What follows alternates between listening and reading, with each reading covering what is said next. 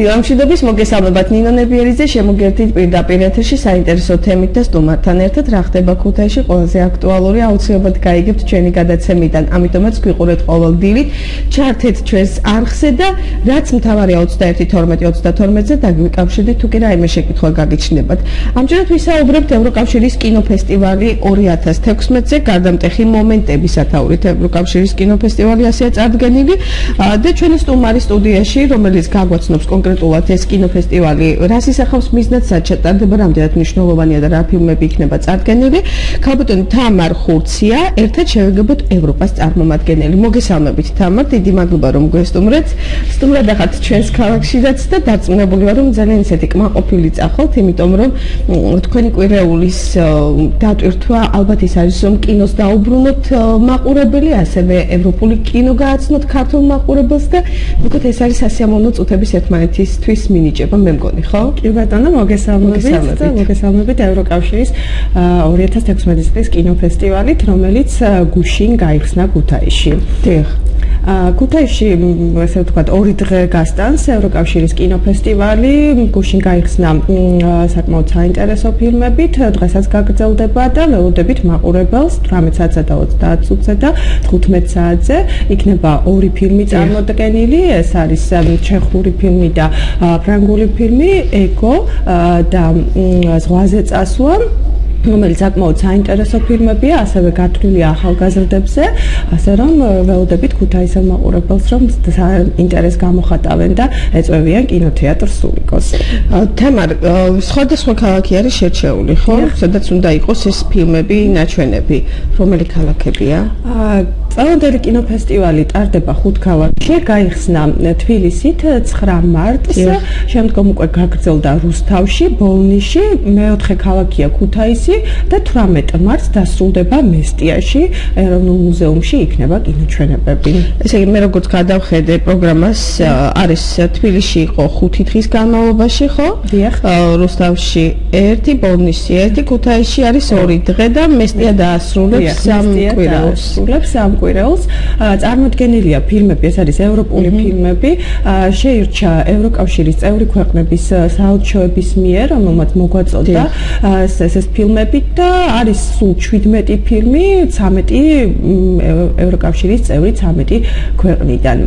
იმედი გვაქვს რომ მაყურებელს განსაკუთრებით ქუთაისის მაყურებელს ძალიან მოეწონება ეს ფილმები და ველოდებით ასე ვთქვათ ამ კინოჩვენებებზე დღეს 15 საათზე და 18 საათსა და 30 წუთზე და რაც მთავარია არის დასწრება უფასო თავისუფალია ასე რომ ეს კიდევ ერთი წამახალისებელი და ასე ვთქვათ სტიმულის მიმცემია მაყურებლისთვის რომ თქვენ როგორც აღნიშნეთ დაუბრუნდნენ კინოს და ნახონ ევროპული კინოები ეს და გაეცნონ ასე ვთქვათ იმ კულტურულ მრავალფეროვნებას რომელსაც ეს ევროკავშირი აერთიანებს. ესე იგი ყოფილი კინოთეატრი სულიკო თქვენ გელოდებათ დღეს აუცილებლად მიგზანდით იმიტომ რომ საშუალება არის არაჩვეულებრივი ორი ფილმი იხილოთ.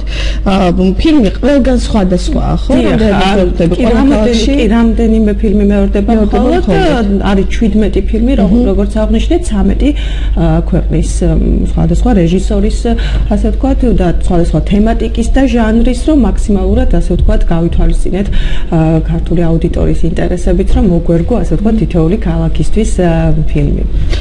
რაც შეეხება დღევანდელ დღეს თამარ თქვენ აღნიშნეთ რომ დღეს შეიძლება ბავშვების ჩავთოთ აქტიურად როგორც მაყურებელი. მაგალითად ზღვაზე ფილმზე ეს არის ზღვაზე წასვლა 2014 წლის ჩეხეთის რესპუბლიკის ფილმია არის ახალგაზრდა ბიჭზე 11 წლის თომასზე რომელსაც დაბადების დღეზე აჩუქებენ კამერას და ის გადაწყვეტს რომ გადაიღოს მამამისი და აი ამ გადაღების პროცესში ის ერთგვარად დეტექტივი ხდება და ამით შეიცნობს ასე ვთქვათ არა მარტო საკუთარ სამყაროს არამედ მის გარშემო მყოფებს და საკმაოდ საინტერესოა და რა თქმა უნდა მოსწავლეებსაც ძალიან დაინტერესებთ ეს ფილმი. ანუ თქვენ დღეს შეგიძლიათ თქვენი შვილები წაიყვანოთ ძალიან ისეთ ამამად ალბათ სადღაც 9-10 წლიდან ამ ფილმის სანახავად შეგახსენებთ რომ ყოფილ კინოთეატრ სულიკოს შენობაში 3 საათზე თქვენ ჩეხეთის რესპუბლიკის მიერ წარდგენილი ფილმი ზღვაზე წასვლა გელოდებათ რომელიც 2014 წელსაა გამოშვებული. რაც შეეხება შვედის ნახევარზე ეს არის შვედეთის ფილმი ეგო 2013 წლის. კი ესეც 2013 წლის ფილმია ესეც ახალგაზრდა ბიჭზე, 25 წლის ბიჭზე, რომელიც საკმაოდ მხიარული ცხოვრებით ცხოვრობს და მოულოდნელად დაკარგავს მხედველობას და ეს მოულოდნელი ასე თქვა ტრავმა გახდება მას გადააფასოს რა არის მის ცხოვრებაში მნიშვნელოვანი და რა არის მეორე ხარისხოვანი. ასე ვთქვათ, შვედური კულტურაც გვინდა და კინემატოგრაფიაც გაუზიაროთ ქართულ მაყურებელს. თამარ, დამეთანხმები ამბობთ, რომ კინო და ხელოვნება საერთოდ ქვეყნების გაცნობის, კულტურის გაცნობის ერთ-ერთი ყველაზე კარგი საშუალებაა თანამედროვეობის მით უმეტეს რომელ ქვეყანაში, რომელ ქალაქში როგორ ცხოვრობენ, როგორია იქ ვთქვათ პირობები, საცხოვრებელი, ისე საურთიერთობო და ამ მხრივ ევროკავშირის კვირეული სწორედ ადამიანებს სხვა ქვეყნის, ევროპის ქვეყნების კულტურას გააცნობს. ბატონო, აი ევროკავშირის კინოფესტივალის მიზანიც არის რომ გავაცნოთ ევროპული კულტურა ქართულ მაყურებელს, რომელიც არც თუ ისე შორს არის მისგან და ჩვენც აი ამ ევროპული კულტურის და ამ მრავალფეროვნების ნაწილი ვართ და კიდევ უფრო რომ გავიზიაროთ და რაც თავარია ეს კინემატოგრაფია და კინოს ისტორია კიდევ უფრო კარგად ვნახოთ თუ რას იღებს თანამედროვე ევროპა რა ფილმებია და ეს არ არის მხოლოდ ახალი ფილმები, არის ასევე ძველი ფილმებიც. გადავხედე 2004 წლის ფილმებიც, 1942 წლის ფილმი პორტუგალია, ანიკი ბობო, რომელიც რუსთავში იყო წარდგენილი 14 რიცხვში.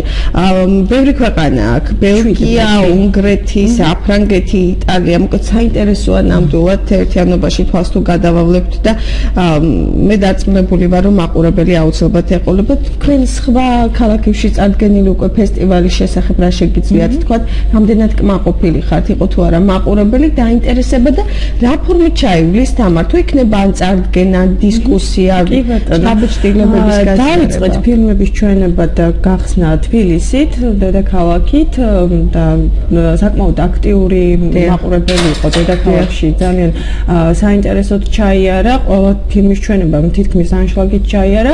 შემდგომში უკვე რუსთავშიც საკმაოდ საინტერესო ჩვენებები გაიმართა, ასევე გაგრძელდა ბოლნისში.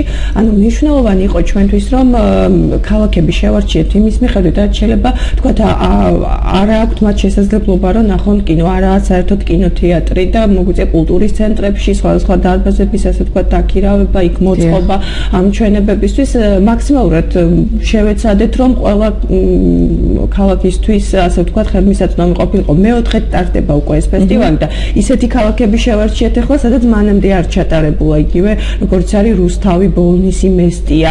ჩვენთან იყო მე მახსოვს. ქუთაისი 4-ვე წელს, ასე ვთქვათ, ქუთაისი არ არის გამოტოვებული და ეს მაგალითად ბოლნისი, მესტია არის ძალიან ქალაქები, რომელიც ხო, სადაც შესაძლებელია, რომ კიდევ უფრო ახლოს გავაცნოთ ევროპული კულტურა ამ რეგიონის მოსახლეობას. სრულდება კინოფესტივალი მესტიის ხვალინდელი ჩვენებებით და დარწმუნებული ვარ, რომ კინოფესტივალი გაამართლებს და კვლავ გაგრძელდება, თუნდაც იგივე 2017-ში სხვა ფილმები იქნება ნაჩვენები.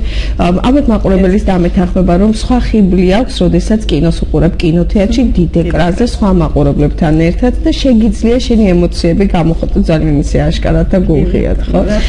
უღრმესი მადლობა თამარ, რომ გვესტუმრეთ, თქვენ დახვებით ამ კინოფესტივალს სხვადასხვა ქალაქში და გისურვებთ სასიამოვნო მოგზაურობა სამარაჩვეულებრივ ფილმებთან ერთად. თამარ ხურცია იყო ჩვენი სტუმარი სტუდიაში დღეს. ჩვენ შეგახსენებთ კიდევ ერთხელ, რომ არაჩვეულებრივი ფილმები იქნება ნაჩვენები ქუთაისში, ყოფილ კინოთეატრი სულიკოს შენობაში, ამიტომაც ესტუმრეთ დღეს. არ თქვათ, რომ კინო ქუთაისში არ არის, უფასოდ შეგიძლიათ დაესწროთ ორ კინოსეანს.